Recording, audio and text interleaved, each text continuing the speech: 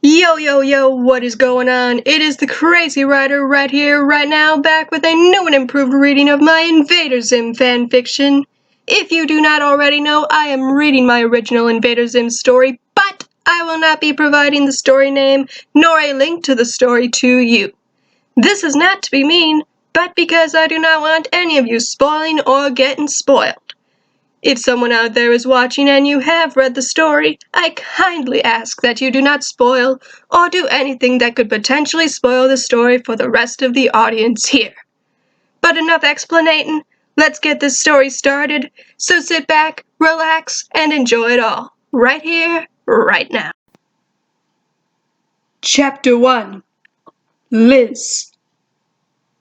It seemed like it was going to be another wretched day at school. I walked into class to see Miss Bitters looking as dark as ever.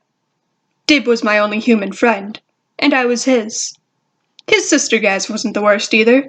She had a hatred for most humans that I greatly admired. Her obsession with video games and pizza, though, wasn't particularly favorable to me. Dib and Professor Membrane were absolutely fascinated by my personal history. Dib and I originally bonded when I told him I have a memory of seeing a large, hairy humanoid creature during my time in the woods in my early childhood. He's convinced it was Bigfoot, of course, and I wouldn't doubt it.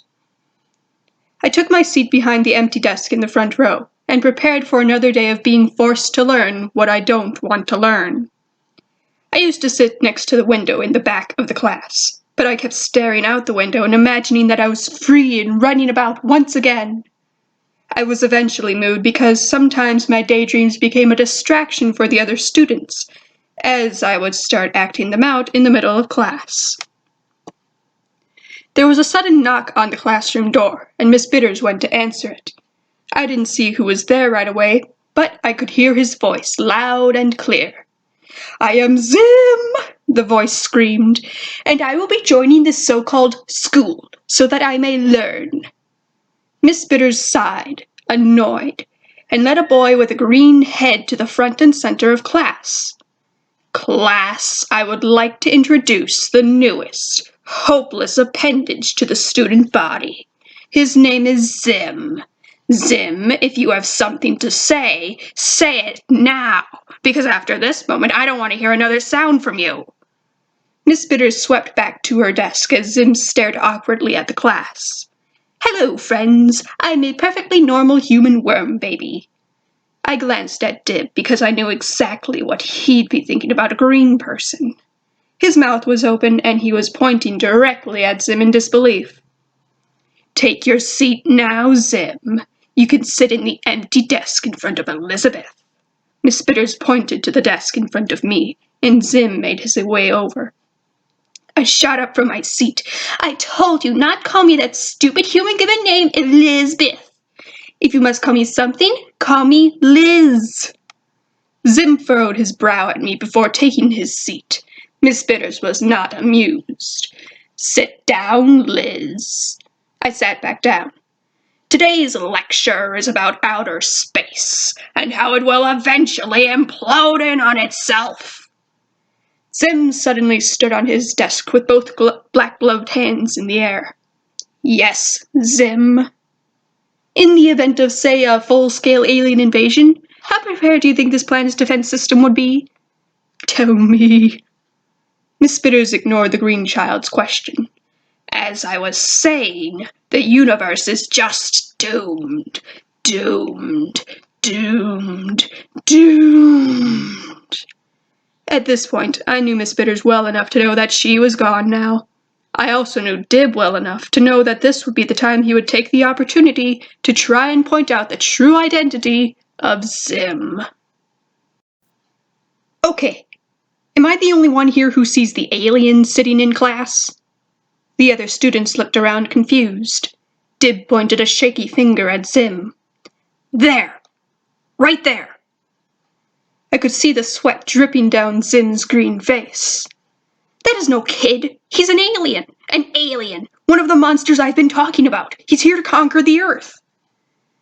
I looked over Zim's shoulder to see a self-destruct device on his arm. "Oh, not this again. You're crazy," said the girl behind me. "What about his horrible green head?" Zim turned towards Dib with a fist. Insolent fool boy! It's a skin condition. And he's got no ears. Is that part of your skin condition, Zim? No ears? Yes. Zim looked down in shame. Man, Dib, you think just 'cause someone looks different you can call them an alien? Dib looked straight at me. Come on, Liz, I know you're smart. I know you can see it, or at least smell it. Everyone looked at me and I stood up. Very well. I sniff him out and end this. I grabbed Zim's shoulders to hold him steady as I sniffed at his hair. Hey, what is this? Hands off me, earth monkey! I continued sniffing and could definitely smell that this was a wig he was wearing. I moved my nose down his head to smell his skin that definitely wasn't human. I sniffed near his eyes without touching them to identify the smell of contact lenses as well as the cleaner. I moved down and sniffed his clothes to identify the smell of ship fuel and other non-earth elements clinging to his clothes. I suddenly stopped sniffing and looked Zim in the eyes. He raised an eyebrow at me, and I tilted my head before standing up straight in front of his desk. I turned towards Dib and crossed my arms. He not alien. He just from New Jersey. I took another quick sniff above Zim's head and covered my nose with my paw. Ew! Elizabeth, New Jersey. Zim was sniffing at his own armpits, confused. Yes, the human girl speaks the truth. I am from this, New Jersey? Dib got frustrated. What? Liz? Sorry, Dib, you know my nose never lie. I shrugged. Zim looked up at me confused. How are you so good at smelling? I was led to believe that humans had a very poor sense of smell. Well, you see, Zim. I dropped to the ground and started scratching my head with my foot. When I was a small child, I raised entirely by wolves. Wolves? That right. My nose not much stronger than average human, but better at identifying different smells with less effort. Which is why she should be able to smell out the fact that he's an alien. I looked back at Dib. Dib, friend, drop it. But drop it. Dib walked over to the chalkboard and pointed at a drawing of a human and a drawing of Zim. Okay, see, this is us. This is Zim. See the difference? Anyone? Anyone? Questions? I turned so that I was on all fours towards Dib. Yeah, how you draw that so quickly? Man, what's wrong with you? All you talk about is aliens and ghosts and seeing Bigfoot in your garage. I trotted on all fours over to Dib's feet. Now everyone, I know he not give nice welcome to new classmate, but you not start harass him on it. I seem remember how many you treat me when I start at school? We still treat you like that, wolf girl. Exactly. You humans not wants to talk. Zim and Dib glared at each other, and Miss Bitters told us to go home now. I rushed out the door on all fours, and waited outside for Zim. He finally came outside, and I was standing on 2 feet next to the door behind him. I lie for you, you know. Zim turned and looked at me. Eh? I lie. You are alien. Your hair smells like wig, and your clothes smell like ship fuel. Zim started laughing. Ah! I can't do Zim's laugh. Foolish earth child. I have no hair as a result of my skin condition, and so I wear a wig. As for the smell of fuel, my normal human father is a mechanic? That's right, a mechanic. No, you definitely alien. But no worry, secret safe with me. I started down the stairs on fours, and Zim began to follow.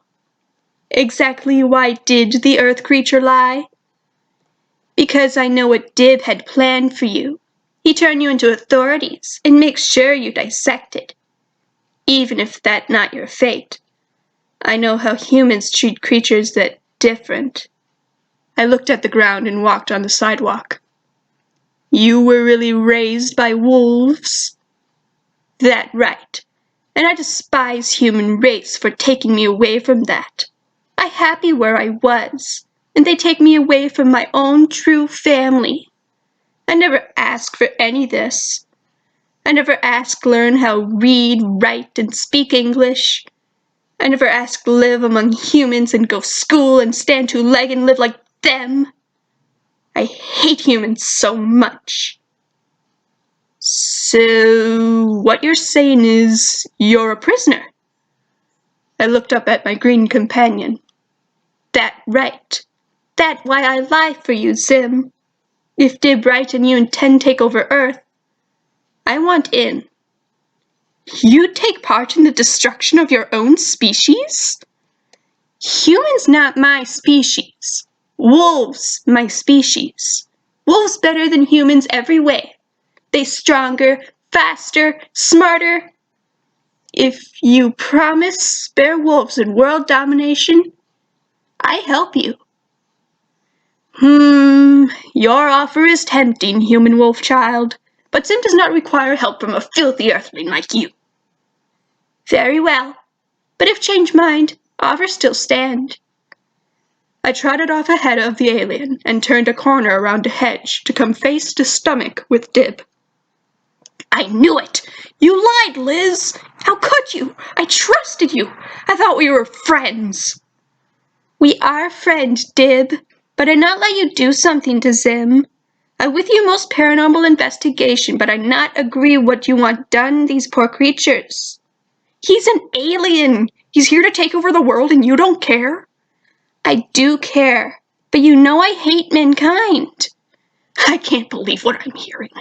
The only person that's smart enough to see that Zim's an alien and she wants him to take over the Earth?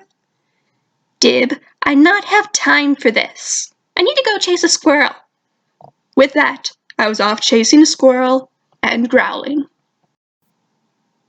There you have it, folks. I hope you enjoyed that totally not awkward reading. If you did, you know what to do. Make sure to come back for Chapter 2 and all the chapters to follow. I'll see you little darlings next time, and remember, keep you crazy.